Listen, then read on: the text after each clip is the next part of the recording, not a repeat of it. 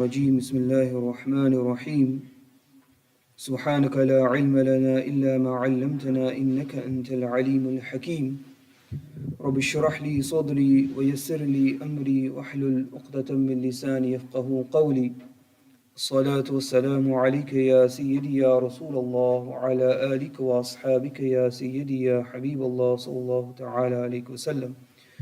We begin with a beautiful narration mentioned in the Sahih of Imam Bukhari, that one of the beautiful companions of Rasulullah sallallahu alaihi wasallam, Sayyiduna Abu Musa al-Ash'ari, he went out one day in Madinatul Munawwara to look for Rasulullah sallallahu alaihi wasallam. And this is a really beautiful narration. You know, Rasulullah sallallahu alaihi wasallam kuch kaam tha, to wo ek baag mein chale gaye. He went into a garden, and after he had completed his task in that garden, Bi'r Aris, there was a well. Prophet sallallahu alaihi wasallam, he raised his izar and he placed his feet into the water of the well. Ab baithe hue the, Sayyidina Abu Musa al-Ash'ari ne socha ke today I will become the guard of the Prophet sallallahu alaihi wasallam. When the Prophet would be relaxing, sometimes some of the companions, they would stand at the door and they would only allow those individuals to enter whom the Prophet sallallahu alaihi wasallam wanted to enter. So what happens? Prophet sallallahu alaihi wasallam, he sat at this well, and somebody comes to the door. When Sayyidina Abu Musa al-Ash'ari, he goes to look, who is it? It's Sayyidina Abu Bakr Siddiq radiallahu ta'ala. He says, stay at your place, let me ask Prophet sallallahu alaihi wasallam. Rasulullah sallallahu alaihi wasallam says, admit him into the garden and give him the bashara, the glad tidings of paradise. Ab Sayyidina Abu Bakr Siddiq wo baag mein dakhil hote hai. Now he doesn't say, Ya Rasulullah sallallahu alaihi wasallam, how should I sit? What should I do? No, look at this. Sayyidina Abu Bakr Siddiq, he goes and he sits exactly how the Prophet sallallahu alaihi wasallam is sitting, to the right hand side, and he places his feet into the water of the well as well. Aap sirf manzar ko dekhiye. Look, think about how beautiful this sight is. Now, sometime later, somebody else comes to the door. When Sayyidina Abu Musa, he goes to look, who is it? It's Sayyidina Umar radiallahu ta'ala. He says, stay at your place, let me go and ask the Prophet sallallahu alaihi wasallam. Rasulullah sallallahu says, admit him into the garden and give him the bashara, the glad tidings of Jannah. Sayyidina Umar radiallahu ta'ala, and he enters. He didn't ask no questions, right? He didn't say, what are you doing? Shall I join you? No, exactly what the Prophet sallallahu alaihi wasallam is doing. He sits next to him on the left hand side and he places his feet into that water. Imagine this well. Jo pani hai, uska jo barakat hai. So the Prophet ﷺ is sat, Sayyidina Abu Bakr, Sayyidina Umar radiallahu ta'ala. In the narration of Sahih Bukhari mentions, then a third person comes to the door. And who is it? It is Sayyidina Uthman radiallahu ta'ala. He says, stay at your place, let me ask the Prophet sallallahu alaihi wasallam. He goes, he says, now listen to the words. Admit him into the garden and give him the bashara of Jannah because of a calamity which he will face. Jo musibat aayega, this difficulty which he will face, because of that, this is why he will be given Jannah. Sayyidina Uthman radiallahu ta'ala, and he enters into the garden. Now on this side of the well, there's nowhere to sit. So Sayyidina Uthman, he goes and sits on the opposite side of the well and he places his feet into the water. The narrator of the hadith, there's 2 points that I want to mention here. First and foremost, the narrator of the hadith, he says that I was making dua in my heart that my brother mera jo bhai hai wo bhi aa jaye. Why? Because Jannah is being distributed at this point. So he says, I was making dua that my brother would come so he would be given Jannah as well. But the sub-narrator, Ibn Musayyib, he says, look at the way that they were sat. Prophet ﷺ, Sayyidina Abu Bakr and Umar to one side, Sayyidina Uthman to the other side. He says this was indication of what? Abu Bakr and Umar will be buried next to the Prophet ﷺ, and Uthman will be buried in Jannatul Baqi away from the Prophet ﷺ. You know, the martyrdom of Sayyidina Uthman was famous. It was foretold in numerous narrations. Rasulullah ﷺ, time and time again, he mentioned that Sayyidina Uthman radiallahu ta'ala an would be wrongfully killed. Zulman usko qatl kiya jayega. In one occasion, the Prophet ﷺ was mentioning about a trial, a tribulation, a fitna which was going to come on this ummah. And the Prophet ﷺ, he pointed towards Sayyidina Uthman, that during this fitna, this individual, he will be killed wrongfully. On one occasion when Rasulullah ﷺ was mentioning about a fitna, He says that the companions, they said, उस ज़माने में वो जो fitna आएगा तब हम क्या करें? He says, follow this man. एक शख्स था, or he had a garment covering it up. He says, this man at the time of fitna, he will be on the truth and he will be upon the guidance. Follow this man, he will be on the truth and the guidance. So the narrator of the hadith, he says that I went up to the man, and when he turned his face, who did I see? I saw that it was Sayyidina Uthman radiallahu ta'ala. And in this way, the Prophet ﷺ, he said, and I want you to really pay attention to this hadith in particular. The Prophet ﷺ, he said to Uthman one day, that perhaps Allah will make you wear a garment, a kameez. And the munafiqun, the hypocrites, they will make you take this off. They will try and make you take it off. And when they try and remove this garment from you, do not listen to them. Do not do what they say until you meet me. Until we meet, do not listen to the hypocrites. What was the kameez? What was the garment? It was the khilafah. And in one narration, the Prophet ﷺ, he brought Sayyidina Uthman really close to him. So close to him that he was whispering into his ear. And they mentioned that the color of Sayyidina Uthman radiallahu ta'ala, and it changed. So it must have been something very difficult that the Prophet ﷺ was mentioning. And they mentioned this is when the Prophet ﷺ made Sayyidina Uthman promise that when he undergoes the calamity, when he undergoes the difficulty, he will do sabr. He will not retaliate. And he will wait until he meets the Prophet ﷺ. The narration which you all know is the narration of Mount Uhud. कि जब रसूलुल्लाह सल्लल्लाहु अलैहि वसल्लम पहाड़ उहद पे तशरीफ ले गए और साथ में सैयदना अबू बकर, सैयदना उमर और सैयदना उस्मान रदियल्लाहु ताला मौजूद थे, और जो पहाड़ उहद है वो हिलने लगा, it began झूमने लगा, it was so happy, it began to shake. And the Prophet sallallahu alaihi wasallam, he stamped his feet on the ground and said, Uthbut Uhud, stay firm Uhud. Why? فَإِنَّمَا عَلَيْكَ نَبِيٌّ وَصِدِّيقٌ وَشَهِيدًا. Because upon you is a Nabi, meaning the Prophet ﷺ, the Siddiq, meaning Sayyidina Abu Bakr Siddiq, and Shahidan, two martyrs, two Shaheed. Who are they? Sayyidina Umar radiallahu ta'ala and Sayyidina Uthman radiallahu ta'ala. This is a well-known hadith. So Sayyidina Uthman radiallahu ta'ala, and when we discuss his martyrdom, we cannot begin the discussion without mentioning and accepting and affirming that not only Sayyidina Uthman, but the companions, they were well aware that he was going to be made shaheed. And that the people who would kill him would be munafiqun, hypocrites. And that Sayyidina Uthman should not retaliate, he should do sabr until he meets the Prophet sallallahu alaihi wasallam. Initially, as we mentioned, in the initial stages of the Khilafah of Sayyidina Uthman, the people loved him. They had so much respect and reverence and honor for him. Sayyidina Uthman at this time, when he became Khalifa, he was 70 years old. Now try and understand something. When Prophet ﷺ left from this world, he was 63 of age. Sayyidina Abu Bakr, 63 years of age. Sayyidina Umar, 63 years of age. Sayyidina Ali, 63 years of age. Sayyidina Muawiyah, 63 years of age. Meaning when people would be leaving this world, Sayyidina Uthman radiallahu ta'ala, many years after this, he is taking the Khilafah. And so right from the onset, some people, they were thinking maybe, oh, it's going to be a couple of years and it's going to be finished and then we will take power and so on and so forth. People were thinking like this, unfortunately. Sayyidina Uthman radiallahu ta'ala, Allah would bless him with a very long Khilafah. Almost equivalent to the Khilafah of Sayyidina Abu Bakr and Sayyidina Umar combined. This is how long Sayyidina Uthman's Khilafah would be. And for the first 10 years, things went very smoothly. People loved him. Around the 6-year mark, Sayyidina Uthman radiallahu ta'ala goes to that well, the Bi'r Aris. He sat on the well. The well, he was sat with the Prophet sallallahu alaihi wasallam, and he has in his hand the ring of the Prophet sallallahu alaihi wasallam. When the delegations, when the Prophet sent out the letters to the various kings, he had a ring made. The ring was made out of silver, and on the first line it said Muhammad. The second line it said Rasul, and the third line it said Allah. Because the kings would not accept any letters except that they had a stamp on it. And so Prophet ﷺ had this ring made, and then he would wear it on his hand.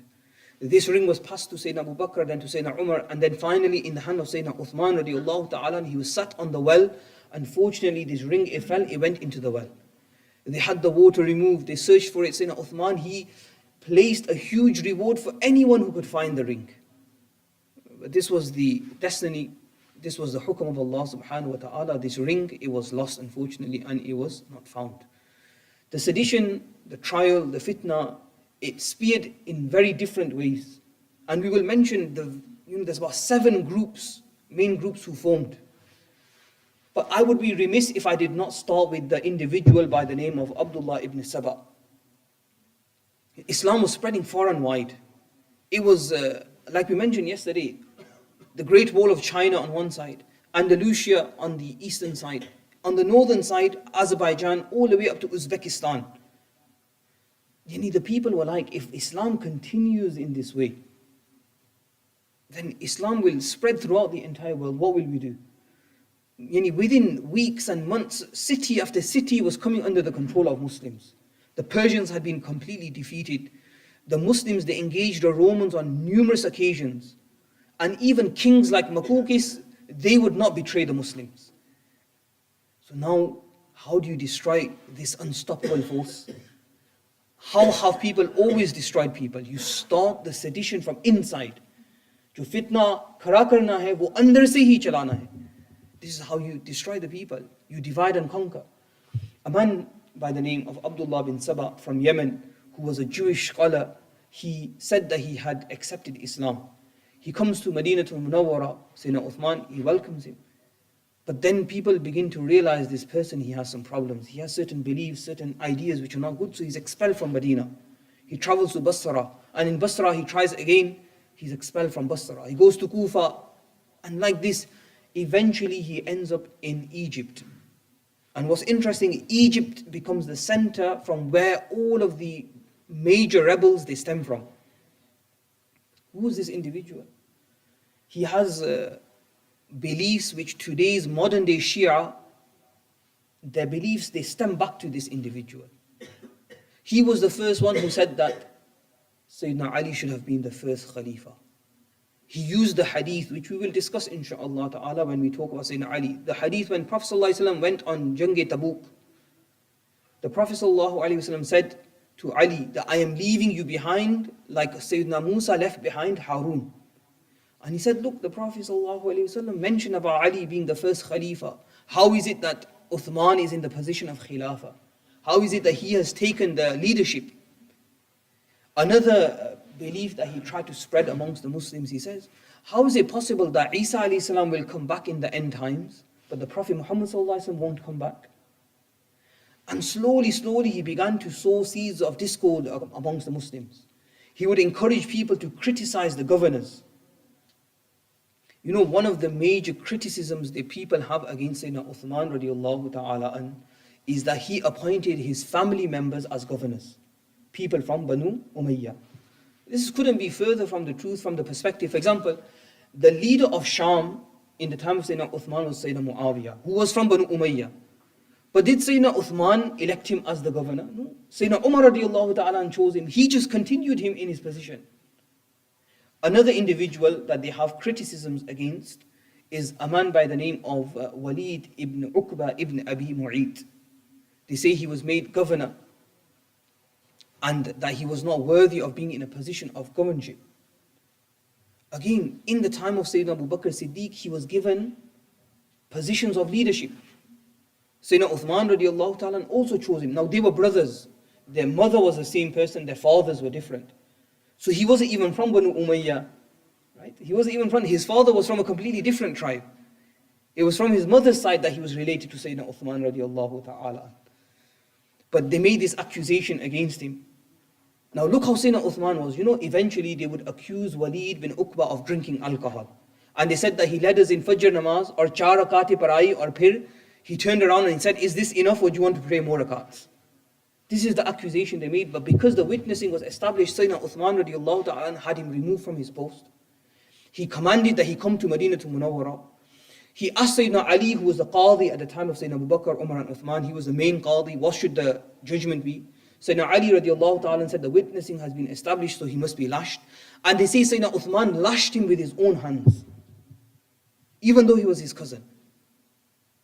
Now Sayyidina Uthman radiallahu ta'ala, whenever people, they raised criticism, and if the criticisms were established, Sayyidina Uthman radiallahu ta'ala, and he would have the person removed and he would have somebody else established. Like one of his relatives, Sa'id ibn al-As, was the governor of, I believe it was Kufa at that time. And the people, they kept criticizing him. Sayyidina Uthman said, look, जब भी हज का मौका आता है, तो मेरे जितने भी governors हैं, सबको मैं जो है उनका हिसाब लेता हूँ. I take account of them at that time. I make sure to see what's happening, making sure that they're not doing dhulm upon anyone. But because these people, they kept criticizing, eventually Sayyidina Uthman said, that's fine. He removed Sa'id from the post and he appointed Sayyidina Abu Musa al-Ashari radiallahu ta'ala as the governor.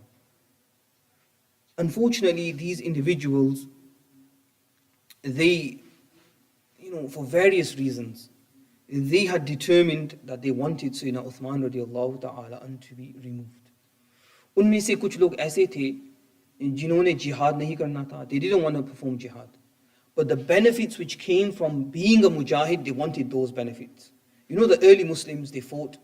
And when you fight and you are victorious, जो माल गनीमत होता है, उसका जो तकसीम मुजाहिदीन को मिलता है. From the war treasure which is acquired by the Muslims, a portion is distributed amongst the warriors. Now what's going to happen? If you participate in a lot of jihad, you're going to become wealthy. And when you become wealthy, then you can do business and become even more wealthier. So in this way, the early Muslims, because they had participated in numerous jihad, they had become extremely wealthy. लेकिन ये लोग जो अब नए मुसलमान थे, वो चाहते थे कि वो जिहाद में भी शरीक ना हो, फिर भी जो माल है, जो तकसीम हुआ है, they wanted to be part of that as well. Not too dissimilar to our youth today. Right? So this is different groups like this, they emerged and they started criticizing Sayyidina Uthman over minor things. Any छोटी बातों में उनकी जो है, they would bring problems and they would bring criticisms towards him. And in this way, eventually, the situation became very difficult. Abdullah bin Sabah, he began to spread messages and letters to the various provinces. And in the final year of Sayyidina Uthman radiallahu ta'ala, the people, they would pretend to go for Hajj. 500 people would leave from Egypt, 500 from Kufa, from the various provinces. And they would gather in Madinatul Munawwarah. And they would surround the house of Sayyidina Uthman radiallahu ta'ala. They would not allow Sayyidina Uthman radiallahu ta'ala to even go and pray namaz. This is how much they had hatred towards him. They wanted positions of leadership. These were people who wanted wealth and money, and this is the kind of thing. But unfortunately, it wasn't just the evil people. Even some good-hearted people, they got caught up into this. And sometimes this can happen, especially when you're young and you want to do the right thing, you can get caught up into the wrong thing. You think you're doing the right thing, but because you don't investigate, because you don't follow the principles, because you don't take the advice of the elders, जो बुजुर्ग लोग हैं उनके पास हिकमत होती है, लेकिन जब हम उनकी बात नहीं सुनते हैं, हम समझते हैं कि we are the right people, we know everything. And then what happens? So one of the individuals, who it was, who got caught up into this? It was Sayyidina Muhammad ibn Abi Bakr, the son of Sayyidina Abu Bakr Siddiq radiallahu ta'ala. And fortunately Allah saved him right at the end. But when the Muslims, they were going on the farewell Hajj, Hajjul Wida, that's when this son was born. When Sayyidina Abu Bakr passed away, he was about 3 years old. He was a very respected person amongst the people of Egypt. And the people wanted him to become the leader. And so when these people, they came to Madinatul Munawwarah, he was amongst that group. Sayyidina Uthman called them, said, what's the situation? What's the problem? They said, the governor which you have elected for Egypt, Abdullah ibn Sa'd ibn Abi Sar, who was a companion Sahabi of Prophet sallallahu alaihi wasallam. So we have to be very careful what we say about him. And he had done jihad in Egypt, in Africa, in Cyprus. He was given positions of command even previous to this. So we have to be very mindful what we say about this individual. In some books, they have very loose tongue with this person. But he was a Sahabi of Prophet ﷺ. He saw the fitna coming. And he said to Sayyidina Uthman, if we are not harsh with these people, they're going to walk all over you. So anyways, these people, they came, they said, we're not happy with Abdullah ibn Sa'ad. We want you to remove him from his position. Sayyidina Uthman said, who do you want to be the leader? They said, Muhammad bin Abi Bakr, we want him to be a leader. He says, that's fine. He wrote a letter, he gave it to them. He says, go to Egypt, tell him to come to me. I will have a discussion with him. You place Muhammad ibn Abi Bakr in the position. They returned back to Egypt. On the way, there's a person who's rushing in the same direction. He's on a camel. He's a slave. And he's being very quick, and they're thinking, what's happening here? So they stop him and they say, who are you? They say, I'm a slave of Uthman. And he says, I have a message for the governor of Egypt. Say, the governor of Egypt is here, is Muhammad bin Abi Bakr. He says, not this person, somebody else. So now they realize something is wrong, something is not right. So they search this individual, and there's a bottle, and inside the bottle there is a letter. When they take the letter out, the letter says that when these people come to you, kill them, whoever causes problem, and you stay in your position until my message reaches you. Now, there's a lot of discussion in this regard. The truthfulness of what happened exactly in this regard. Was this letter invented? Because the people, they were going to separate directions. Some were going Kufa, some were going Basra, some were going Egypt. How did they all end up in the same place? Right? But Allah knows best exactly what happened. Was this a plan? Was this a plot? The people are now angry. They're very angry that Sayyidina Uthman could write a letter like this. They returned back to Madinah Munawwara. They siege Sayyidina Uthman radiallahu ta'ala an. The companions, when they read the letter, they all come to Sayyidina Uthman and they say, that is this your slave? He says yes. They say, is this your camel? They say yes. Is this your stamp? He says yes. He says, did you write this letter? Sayyidina Uthman radiallahu ta'ala, and he takes qasam upon Allah subhanahu wa ta'ala. He did not write the letter. He did not tell anyone to write the letter. He had no knowledge of the letter. Now people, they start to suspect his cousin, whose name is Marwan. They begin to question that maybe it's him because the handwriting looks similar.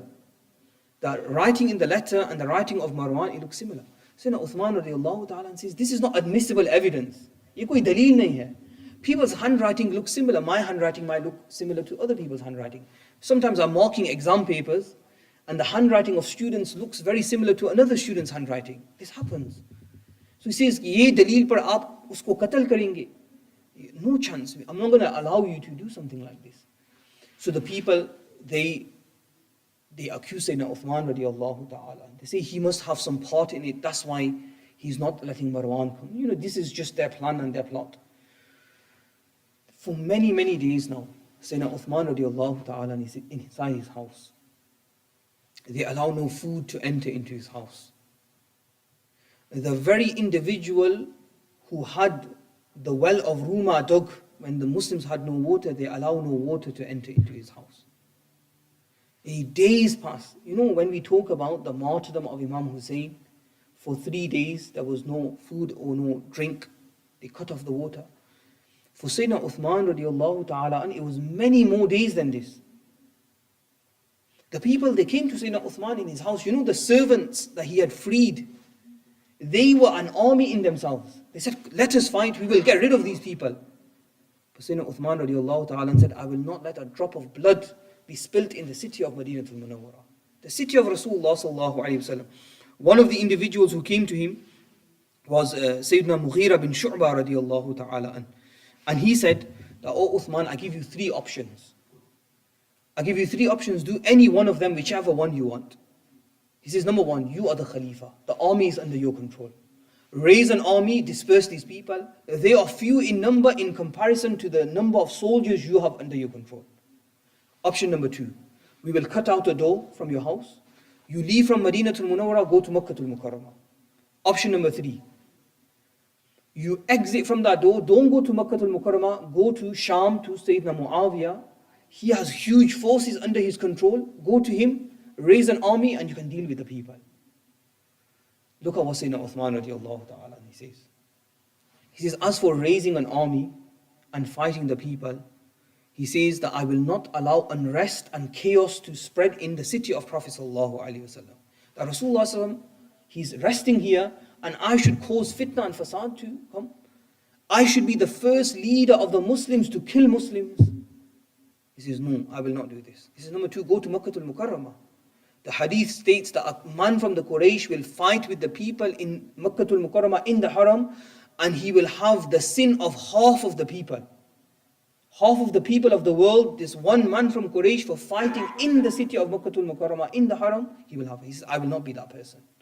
And he says, as for going to Sham, he says, the city of the Prophet ﷺ is the most beloved of all cities to me. He says, how can I be separated from Rasulullah ﷺ? So Uthman, he knew what was going to happen, the inevitable. And when he goes to sleep at night, after many days of fasting now, he sees Rasulullah ﷺ in his dream. And Rasulullah ﷺ says, oh Uthman, have they not given you no food? He says, Ya Rasulullah, they gave me no food. No drink, they've given me no drink. They've surrounded my house, they've set fire to the door. This is what the situation is. The Prophet ﷺ says, O Uthman, tonight you will do iftar with me, Abu Bakr and Umar radiallahu ta'ala. So Sayyidina Uthman, he wakes up. You can imagine his situation now. He knows what's going to happen. Sayyidina Uthman, he had such a connection with the Quran Kareem. He says that if one day passed, I want you to reflect upon this. If one day passed and I did not look inside the Quran Kareem, that would be my worst day. He says, how can a Muslim allow a day to pass और वो Quran की ziyarat नहीं करता है? Every day he would recite the Quran entirely. And on this day, Sayyidina Uthman radiallahu ta'ala, he was sat inside of his house. The companions had sent their children, Imam Hassan, Imam Hussein, Abdullah bin Zubayr, all of these various companions were stood on the door. The individuals, they started causing more and more problems. Like Habiba, the wife of the Prophet ﷺ, the daughter of Abu Sufyan, she went to give water to Sayyidina Uthman radiallahu ta'ala, and they made the horse jump. She fell off, she was injured. They began to fire arrows. One of the arrows is struck Sayyidina Imam Hassan in the face, and he became, all of his face became covered in blood. Ab wo log jaan gaye, hamara jo time hai wo bahut limited hai. We don't have much time left now. We need to do something because the Muslims, they're going to turn against us. The Banu Hashim, Banu Umayyah, all of these people, they're going to turn against us. So what happened was, a few of them, Muhammad bin Abi Bakr was one of them, and two individuals, they jumped the wall and they entered into the house like this. Sayyidina Uthman radiallahu ta'ala he was sat reciting the Quran. Muhammad bin Abi Bakr, he said to the people, you wait here, let me go inside, see what the situation is. When he went inside to Sayyidina Uthman radiallahu ta'ala and he was reciting the Quran, he took hold of him from the beard. Look at this, try and understand something here, who this person is. But look how his situation changes. Because hum YouTube par baithte rehte hain, we watch whatever we want to watch, we don't care. And we think that the person is telling us good things. Hum samajhte hain ki ye bhi Musalman hai, ye bhi achhi baatein humko sikhata hai. We should watch him, we should watch him, we should watch him. We can watch whoever we want. We can listen to whoever we want.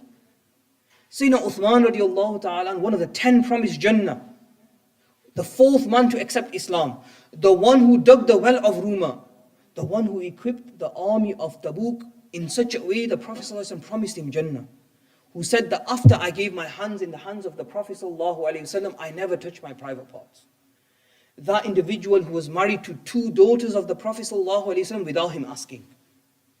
That Sayyidina Uthman radiallahu ta'ala who was loved by Sayyidina Abu Bakr. When Muhammad bin Abi Bakr is holding his beard, he says to him, let go of this beard because your father used to love this beard. And your father, think about tonight when I meet him, Sham ke waqt jab main mulaqat karunga, when I am martyred and I meet Abu Bakr, do you want me to say, oh Abu Bakr, it was your son who martyred me? At that point, wo jo parde the veils, they all lifted from the eyes of Muhammad bin Abi Bakr. He realized what he was doing was wrong. And Allah subhanahu wa ta'ala saved him. He moved back. But those 2 individuals, they came in and they struck Sayyidina Uthman with their swords and with their arrows, until Sayyidina Uthman radiallahu ta'ala was made shaheed. Inna lillahi wa inna ilayhi raji'un. His blood, the shaheed when he's martyred, the land upon which his blood is spilt, it will testify on the day of judgment. वो ज़मीन जिस पर उसका जो खून के कतरे हैं, जिस पर बहेगा, वो क़यामत के दिन, it will testify, shahadat dekha, that this person was martyred in the way of Allah. Then my dear brothers, what do you say about Sayyidina Uthman radiallahu ta'ala whose blood was spilt on the Quran Kareem? And not any verse. Which verse? فَسَيَكْفِيكَهُمُ اللَّهُ وَهُوَ السَّمِيعُ الْعَلِيمُ. Allah is sufficient for you, and He is all hearing, He is all knowing. In this way, in the city of Madinatul Munawwara, by people who claim to be Muslims, Sayyidina Uthman radiallahu ta'ala an was martyred. Now these individuals, they were punished by Allah subhanahu wa ta'ala.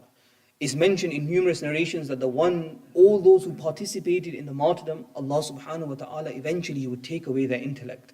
There was one man who was seen in Egypt. His face was disfigured, he was blind, his hands were missing, his feet were missing. They said to him, "What's happened to you?" He says that on the day when Sayyidina Uthman was martyred, I was there as well. His wife, Sayyidina Naila, she tried to stop the murderers. And he says that I struck her and her fingers were severed. At that point, Sayyidina Uthman radiallahu ta'ala, and he made dua.